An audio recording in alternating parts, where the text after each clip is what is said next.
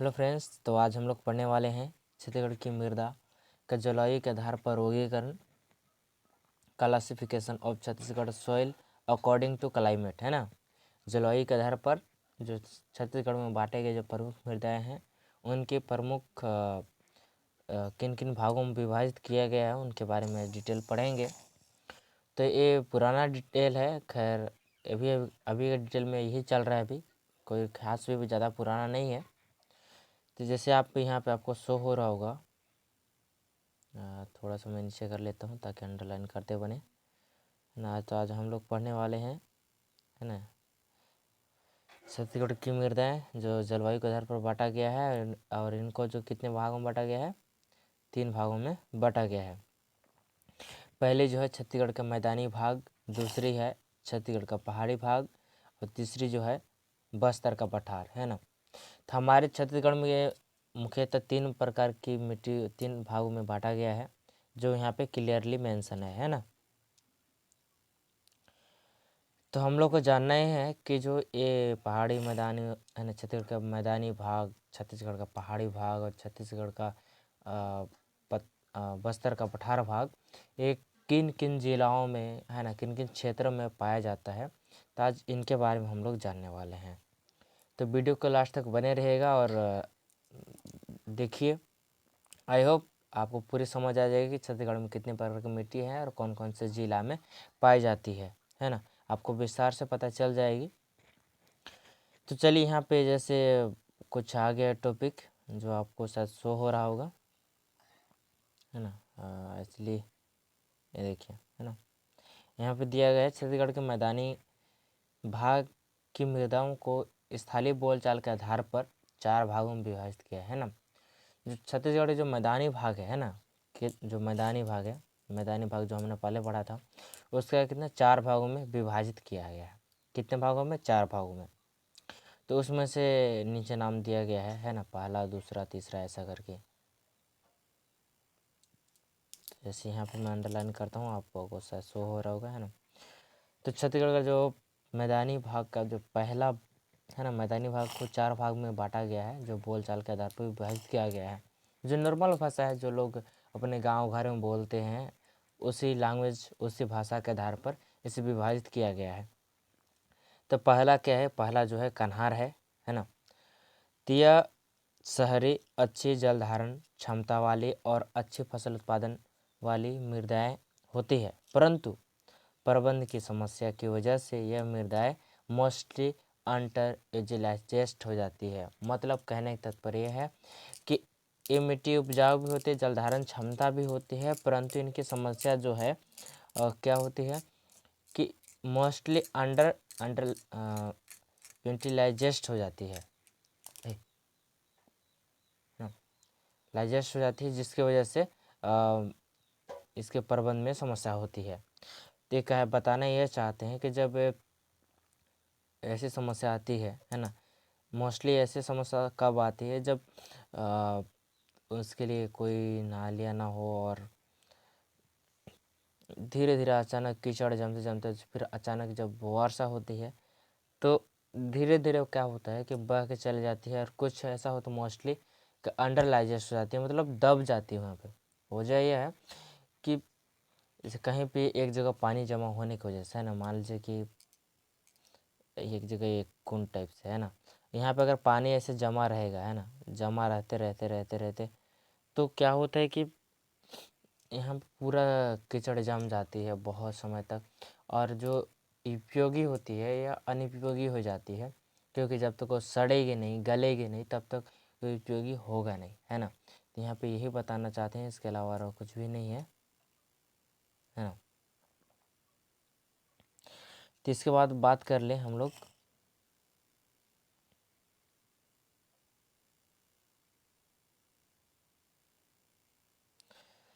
फिर बोलता है कि यदि संकीर्ण अनुकूल मृदाओं की नमी रेंज हो तथा फ्लोडिंग, है ना, फ्लोडिंग करने पर इन मृदाओं का उपयोग निचली दशाओं में जहाँ ऊपरी भूमियों से अप्रवाहित जल आकर एकत्र होता है।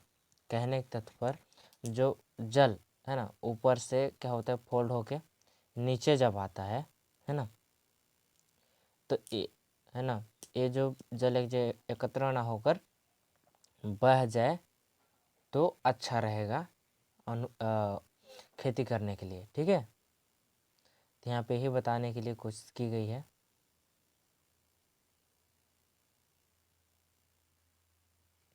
और इसके बाद बोलता है कि धान उगाने के लिए, है ना, धान उगाने के लिए इनका उपयोग किया जाता है।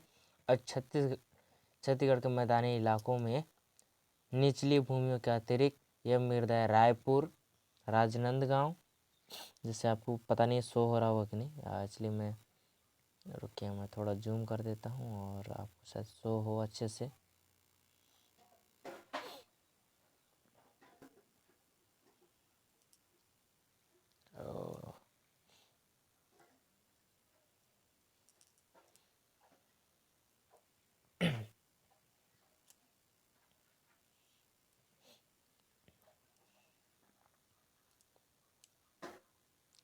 जैसे यहाँ पे देख सकते हैं ना, यहाँ थोड़ा मैं जूम किया था और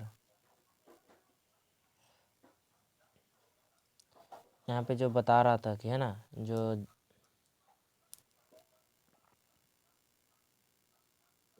मृदाएं हैं किस किस इलाकों में पाई जाती है, इनके डिटेल को मैं आपको दिखा रहा हूँ। ये जो है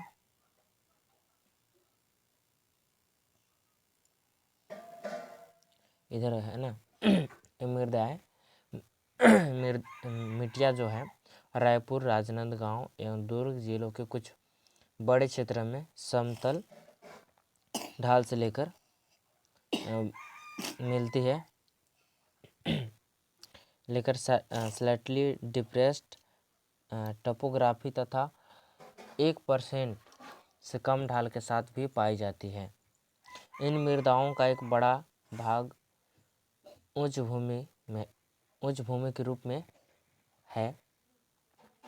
वर्षा ऋतु में कोदो, कुटकी है, शायद आप छत्तीसगढ़ की जो पुराना जो फसल है जो उगाते थे, आप इनको जान सकते हैं, है ना। वर्षा ऋतु में कोदो, कुटकी एवं अरहर या फिर रबी चना, सरसों, अलसी जैसे वर्ष में केवल एक ही फसल लिया जा सकता है। Good morning.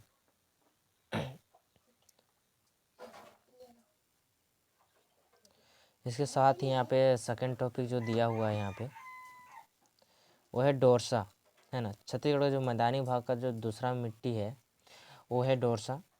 यह मिट्टियाँ स्थलीकृत दृष्टि से मध्यम ऊंचाई वाली स्थिति में होती है। एक गहरी एवं अच्छी जलधारण क्षमता वाली मिट्टी होती है। यह मिट्टी अधिकतर समतल एवं मेड़ वाली होती है। इनकी स्थिति सूखे का प्रभाव तुलनात्मक दृष्टि से कम होता है, क्योंकि और इन मृदाओं में धान के पश्चात उगाई जाने वाली फसलों, पोस्ट राइस क्रॉप्स कहते हैं इंग्लिश में, की उपज होने में कम होने का मुख्य कारण अपशिष्ट और नमी की कमी नहीं, अपितु मृदा की खराब भौतिक दशाएं, उपयुक्त पौधे को स्थापित एवं एयरली प्लांट वगैरह को प्रमोट करने में प्रबंध की समस्या भी मुख्य कारण है। यहाँ पे बताना ही चाहते हैं कि ये मिट्टी तो नॉर्मली मेड़ वाले क्षेत्र में पाई जाती है। मान लीजिए मेड़ है ना, ये मेड़ में ऐसे पाई जाती है, वो तो ठीक है, नमी की भी समस्या नहीं है। लेकिन कभी कभी ये होता है ना कि सब अपशिष्ट है ना, अपशिष्ट जो ऐसे पदार्थ जिनका उपयोग नहीं किया जा सकता है, जो घर गली कचरा कहीं से भी कोई उठाकर फेंक देता है, तो उन सब का वजह से खेती में बहुत ही बुरा प्रभाव पड़ता है। क्योंकि जो मिट्टी होता है ना, जो मिट्टी है, मिट्टी का जो भौतिक दशा है वो क्या होता है, खराब हो जाता है, जिसकी वजह से उनसे जब हम फसल लेते हैं तो फसल में हमें बुरा प्रभाव पड़ता है। तो हमें ये सब को ध्यान देना बहुत ही ज़रूरी है। जब भी खेती करें तो ये सब को विशेष ध्यान देना बहुत ज़रूरी है। उसके बाद बात कर लेते हैं यहाँ पे, अतः इन मृदाओं को उपयोगकर्ता का उपयोग दोहन करने के लिए उपयुक्त पौधे की संख्या सुनिश्चित करने तथा ईयरली प्लांट वगैरह को प्रमोट करने के साथ ही सीमित आर्थिक उर्वरक उपयोग करना चाहिए, जिसमें जड़ें ज़्यादा गहराई में जाकर सिंचित मृदा नमी को उपयोग कर सके। यहाँ पे मान लीजिए कोई अगर फसल लगाते हैं ना, यहाँ पे ऐसा फसल लगाइए जो एक भूमि में एक निश्चित हो, है ना। मान लीजिए कि एक पौधा में एक मान लीजिए खेत है, इसमें अगर 50 पौधा लगती है तो 50 ही पौधा लगाइए और उसकी विशेष देखभाल रखिए और साथ में उनकी नमी और अच्छी जड़ वाली हो, साथ ही उसमें खाद उर्वरक समय के अनुसार देते रहे तो शायद आपको फसल अच्छी उत्पादन मिल सकती है। इसके बाद बात कर लेते हैं यहाँ पे माटा, है ना। मैदानी भाग का जो तीसरा मिट्टी है ये है माटा। इस पद्धति के अनुसार यह मृदाएं एंटीसोल के गण के अंतर्गत आती है। आपने अगर प्राकृतिक या नेचुरल वर्गीकरण पढ़ा होगा तो आपको पता होगा कि एंटीसोल होता क्या है ना। एंटीसोल क्योंकि वर्गीकरण में दिया हुआ है, यह एंटीसोल इसी के अंतर्गत पाई जाती है। ये मृदाएं ढाल के ऊपरी भाग में होती है और मृदाओं में रेतीली मिट्टी के साथ कंकड़ भी पाए जाते हैं। कंकड़ आपको मालूम होगा, बताने की ज़रूरत नहीं है। साथ ही इन मृदाओं की गहरी एवं जलधारण क्षमता काफ़ी कम होती है। इन मृदाओं का रंग लाल होता है और ये मृदाएं गीली होने के कारण काफ़ी कड़ी हो जाती है ना। क्या हो जाती है? कड़ी हो जाती है जब पानी की कमी हो तो। साथ ही बात कर लेते हैं इन मृदाओं की उत्पादन क्षमता काफ़ी कम होता है ना। इनकी जो उत्पादन क्षमता कम होती है, इन मृदाओं में करीब 20% क्षेत्र है ना। अगर छत्तीसगढ़ में बात कर ली जाए, है ना, जो ऐसी मृदाएं है ना जो माटा वर्ग के आती है, जो एंटीसोल के गढ़ के अंतर्गत आती है, ये मृदाएं छत्तीसगढ़ में 20% पाई जाती है, जो अधिकतर फसलों के लिए अनुपयुक्त है और बंजर क्षेत्र है ना। ये बंजर क्षेत्र है। यह कठोर होने के कारण गैर भूमि जैसे कृषि कार्य एवं भवन निर्माण हेतु, है ना, के लिए निर्माण के लिए उपयुक्त है और वर्षा होने पर एवं खाद की उपस्थिति में मोटे अनाज उत्पादन किया जा सकता है। आई मीन यहाँ पर कहना जाता है कि यह ऐसी भूमि है जिसमें हम फसल नहीं के बराबर उगा सकते हैं, जो हमारे छत्तीसगढ़ में 20% पाई जाती है। इसका उपयोग ज़्यादातर गैर जैसे कृषि भवन और कृषि कार्य के लिए निर्माण किया जा सकता है। इसके अलावा यदि वो अधिक, है ना, अच्छा वर्षा होने पर खाद एवं उर्वरक देकर मोटी वाली फसल ले जा सकती है। जैसे मोटे वाली फसल जो होती है, मोटी वाली 3 फसल आपको बताऊंगा, धान, गेहूँ और मक्का, है ना। तो ये जो 3 फसल हैं ये मोटे अनाज वाली फसल है। इसके बाद चौथा यहाँ पे आ जाती है जो लास्ट है मैदानी भाग का। इसके बाद हम लोग पढ़ेंगे छत्तीसगढ़ का पठारी भाग। मृदा नाम से पद्धति के अनुसार यह एंटीसोल के अंतर्गत आती है। ये भी है ना माटा मटासी, यहाँ पर लग रहा है इन दोनों जुड़वा भाई हैं, लग रहा है ना। माटा और मटासी शायद आपको नाम से मेल हो रही है। और साथ ही यह परिपक्व तथा कम विकसित प्रोफाइल वाली मिट्टियाँ होती है। यह मृदाएं हल्की तथा उत्पत्ति से मध्यम गहराई की होती है। गली मिटासी मृदाएं मुलायम और अचिपचिपी होती है ना, मुलायम और अचिपचिपी होती है तथा कृषि कार्य के लिए उपयुक्त होती है ना। क्योंकि चिपचिपी होने वाली खेत में हम खेती नहीं कर सकते हैं, क्योंकि अचिपचिपा और साथ ही मुलायम है, तो कह सकते हैं कि यह खेती करने के लिए उपयोग है। और ये मृदाएं के रंग हल्के रंग की होती है। हल्के रंग जैसे आप कह सकते हैं भूरे कलर, है ना, ग्रे कलर। सिंचाई की व्यवस्था होने पर इन मृदाओं में धान गेहूँ की अच्छी पैदावार ली जा सकती है। तो यहाँ पे हमारा जो मैदानी भाग का पार्ट है वो यहाँ पे क्लियर होता है। इसके बाद हम लोग बात करते हैं, यहाँ पे 2 और रह गई थी जो आपको मैं बताऊंगा। दूसरा जो था, है ना, छत्तीसगढ़ का क्या था, पहाड़ी भाग, पहाड़ी भाग बच गया था। और तीसरा जो था वो बस्तर का पठार, है ना, क्या था, बस्तर का पठार। तो ये बच गया था, बट यहाँ इस पार्ट पे भी मेंशन नहीं किया हुआ है। मैं अगर इस पार्ट में अगर मेंशन नहीं होगा तो कोई बात नहीं, मैं आपको अगले वीडियो में बता दूंगा। पठार भाग और मैदानी भाग के बारे में, सॉरी पहाड़ी भाग के बारे में। चलिए आज पढ़ते हैं हम लोग छत्तीसगढ़ की प्रमुख मृदाएँ, है ना। छत्तीसगढ़ में प्रमुख मृदाएँ हम लोग पढ़ने वाले हैं। इसलिए हम लोग कुछ देर पहले हम लोग जलवायु के आधार पर मृदाओं को 3 भाग में डिवाइड किया था, और अभी हम लोग पढ़ने वाले हैं छत्तीसगढ़ की प्रमुख मृदाएँ, जो मेन सॉइल ऑफ छत्तीसगढ़। किसी भी राज्य की अर्थव्यवस्था में उसकी राज्य की मिट्टी का एक महत्वपूर्ण होता है, यह महत्वपूर्ण योगदान भी होता है, क्योंकि छत्तीसगढ़ राज्य में विभिन्न प्रकार की मिट्टियाँ पाई जाती है, जो निम्न प्रकार दी गई है। मैं आपको स्क्रॉल करके दिखा देता हूँ। यहाँ पे यहाँ जो मिट्टियाँ कितने सारे टाइप दी हुई है, लेकिन मुख्य जो है यहाँ पे मैं आपको बताना चाहूँगा जो 5 प्रकार की मिट्टियाँ हैं, है ना। कितनी 5 प्रकार की है, जो आपको पहला है लेटेराइट मृदा, है ना, सॉरी पहले लेटेराइट मृदा है, और दूसरा है लाल पीली मृदा है, और तीसरा है यहाँ पे काली मृदाएँ, चौथा बलुई, और पांचवा को बात कर ली जाए तो यहाँ पे लाल दोमट मृदाएँ हैं।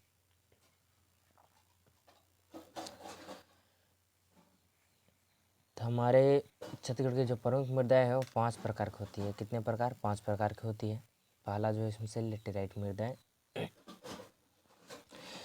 इसको इंग्लिश में भी लेटेराइट मृदा या सॉइल भी कहते हैं। यह अत्यधिक अपक्षयित मृदाएँ होती है, जिनमें आयरन और एल्युमिनियम की हाइड्रेट्स क्लोराइड की प्रधानता होती है, और सिलिका निक्षारण होकर मृदा की निचली तहों पर एकत्र हो जाता है, और मृत्तिका प्रचुर मात्रा में पाई जाती है, किंतु इनका प्रमुख गुण अचिपचिपा होता है।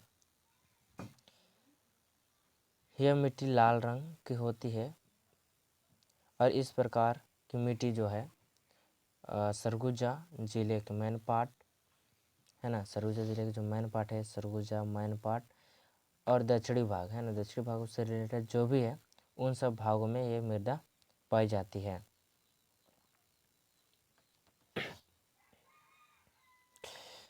तथा उससे जुड़े बिलासपुर, कोरबा, जांजगीर, है ना, यहाँ पे जो नाम लिस्ट है, सॉरी मैं कहाँ अंडरलाइन कर रहा हूँ, कोरबा, जांजगीर, दुर्ग, बेमेतरा तथा बस्तर संभाग में और जगदलपुर के आसपास पाई जाती है। इसके बाद हम लोग बात कर लेते हैं, यहाँ पे दूसरे नंबर पे है लाल मृदाएँ, सॉरी लाल पीली मृदाएँ, रेड येलो सॉइल। यह मृदा कायांतरित एवं रावेदार चट्टानों से बनी होती है। रावेदार कहने के अनुसार कि यह जो ऐसी मृदाएँ होती है जिसमें कण से जैसे शेप बनी होती है ना, आकार, ये जैसे छोटा छोटा कण बन के ऐसा होता है, और वो धीरे धीरे एक बड़ा रूप ले लेता है। बट ये क्या होता है, एक सॉइल होता है, एक मृदा होती है, क्योंकि हमने कुछ पिछले लेसन में पढ़ा था कि पत्थर, बट यहाँ पे पत्थर नहीं, बल्कि हम लोग यहाँ पे सॉइल के बारे में पढ़ने वाले हैं। और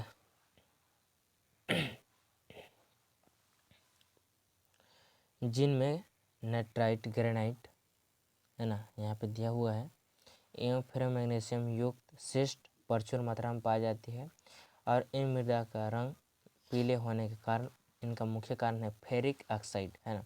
यदि आपने पीरियोडिक टेबल जो पढ़ा होगा, है ना, पीरियोडिक टेबल साइंस की बुक में है, तो वहाँ पे मैंने पढ़ा होगा कि नाइट्रस, ग्रेनाइट और फेरोमैग्नीशियम ये सब क्या होता है, और फेरिक ऑक्साइड, ये सब जो है रासायनिक अभिक्रिया के कारण जल का जलीकरण होता है।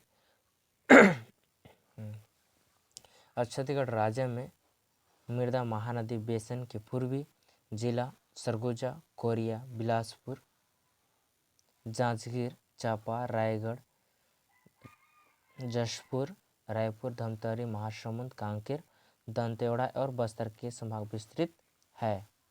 ये जो मृदाएँ हैं ना, रेड एंड येलो सॉइल, इन क्षेत्रों में पाई जाती है।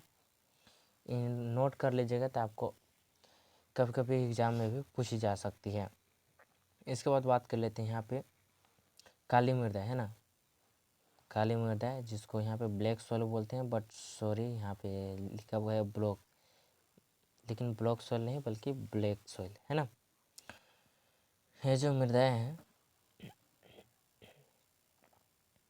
लोहा तथा जीवांश के उपस्थिति के कारण मिट्टी का रंग जो काला हो जाता है।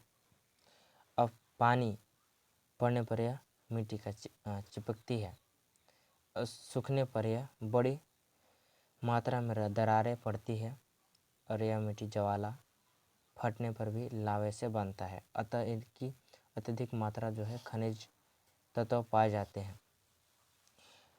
यहाँ पे मैं बता दूं दोस्तों, मिट्टी का जो काला रंग होने की वजह यह है कि यहाँ पे जो पेड़ पौधे, साथ में यहाँ बताया गया है कि जलवायु है ना, जलवायु अपने जलवायु या सुनामी बोलते हैं, उनके फटने की वजह से कभी कभी ऐसा होता है एक बहुत बड़े पर्वत पहाड़ का रूप ले ले और उसमें जो भी उस आग में, उस भांडर में जो भी जलता है और उस जलने के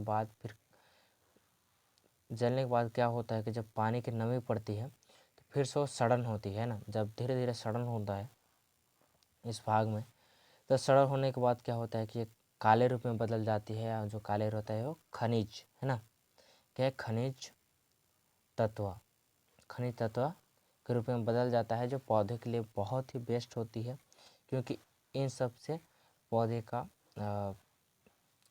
पोषक तत्व के साथ कई सारे पोषक तत्व भी मिल जाती है और उनके जीवन निर्वाह के लिए बहुत ही बेस्ट साधन बन जाता है। तो यह पौधे के लिए बहुत ही उपयोगी है। और साथ में बताया गया कि इनमें है ना, इनमें मुख्यतः क्या है, इनमें मुख्यतः लोहा है ना, लोहा पाया जाता है, मैग्नीशियम, चूना, एल्युमिनियम, खनिज तथा जीवाश्म पर्याप्त मात्रा में, तथा फास्फोरस, नाइट्रोजन, पोटास का अभाव होता है ना। इसमें सभी चीज़ मिलती है, बट 3 चीज़ का अभाव होती है, NPK है ना। इनका नाम शॉर्ट आपने शायद नहीं पता होगा। तो पहला का नाम है एन का मतलब नाइट्रोजन और पी का मतलब फास्फोरस और के का मतलब है पोटाश है ना। तो हमारे फसल उगाने के लिए इन 3 चीज़ को होना बहुत ज़रूरी है, बट इन खनिज तत्वों में हमारे 3 चीज़ की मात्रा अभाव होती है, कम होती है। लेकिन कोई बात नहीं, इनके अलावा जो भी होती है मैग्नीशियम, चूना, एल्युमिनियम, खनिज तत्व, हाइड्रोजन, ये सब सारी चीज़ मिल रही है, तो क्या दिक्कत है हम NPK डालना है। तो NPK तो हर फसल उगाने वाले इंसान इनका उपयोग करता है, तो उनके फसल होना ही होना है। इसके बाद बात कर लेते हैं, ये जो मृदाएं हैं, काली मृदाएं, वो किन किन क्षेत्रों में पाई जाती है। ये जो मृदाएं है रायपुर के ज़िले में क्षेत्र मध्य में पाई जाती है, साथ ही बिलासपुर, राजनांदगांव जिले के पश्चिमी भाग में, कवर्धा जिले में कवर्धा जिले में भी पाई जाती है। देन इसके बाद सेकेंड लास्ट फोर्थ में आ जाते हैं। फोर्थ में आ जाती है रेड सैंडी सॉइल, लाल बलुई मृदा। इनके रावे महीन तथा रेतीले होते हैं। इनमें लाल हेमेटाइट और लोहे ऑक्साइड मिश्रण के रूप में होने से लाल पीले रंग का होता है। इसमें लोहा, एल्युमिनियम, कार्डेज के अंश होते हैं, जो इस खासकर दुर्ग, राजनांदगांव, पश्चिमी रायपुर तथा बस्तर संभाग में इनका विस्तार रूप से पाया जाता है। तो इसमें ऐसा कुछ खास चीज़ नहीं है बताने के लिए, जो चीज़ है उसमें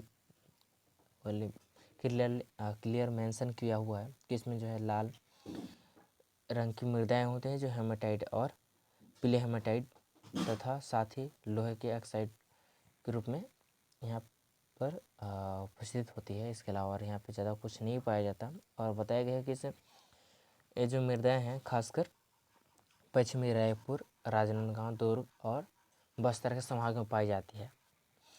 जिसमें ज़्यादा कुछ समझाने वाली है नहीं। और इसके बाद हम लोग बात कर लेते हैं यहाँ पे, पाँचवा पे है लाल है ना, लाल दोमट मृदाएं जो हमारे खेती के लिए उपयोगी होती है और नहीं भी, क्योंकि दोनों प्रकार की मृदाएं होती है। तो हम लोग पढ़ लेते हैं पाँचवा, जिसको रेड लॉयम सॉइल भी कहते हैं है ना। इंग्लिश में नाम ज़रूर याद रखें, क्योंकि बार बार रेड लॉयम सॉइल पूछ दें तो आपको शायद कन्फ्यूज नहीं होना है। दक्षिणी पूर्वी बस्तर जिले में यह मृदा पाई जाती है और इनका निर्माण जो है नाइट्रेट है ना, डायोराइट आदि चिका प्रदान और अम्ल रहित चट्टानों के द्वारा होता है। तो इन की वजह से इनका निर्माण होता है। और यहाँ पे हमारा जो टॉपिक है, हमारा छत्तीसगढ़ की जो प्रमुख मृदाएँ थी 5, वहाँ पे हम लोग का क्लियर हो चुका है। और साथ हम लोग पढ़ने वाले हैं यहाँ पे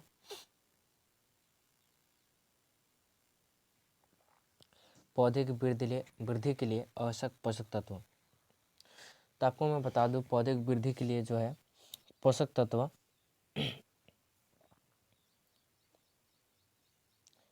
कुल 18 प्रकार के पाई जाती है।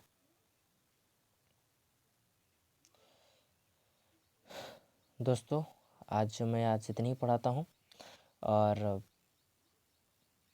कल आपको बताऊंगा कि पौधे की वृद्धि के लिए आवश्यक पोषक तत्व एवं उनकी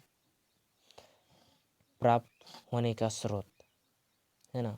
आपको मैं क्लियरली पूरा फुल वीडियो के साथ उनके उदाहरण के साथ आपको बताने वाला हूँ। तो आज के लिए इतना ही। जय हिंद।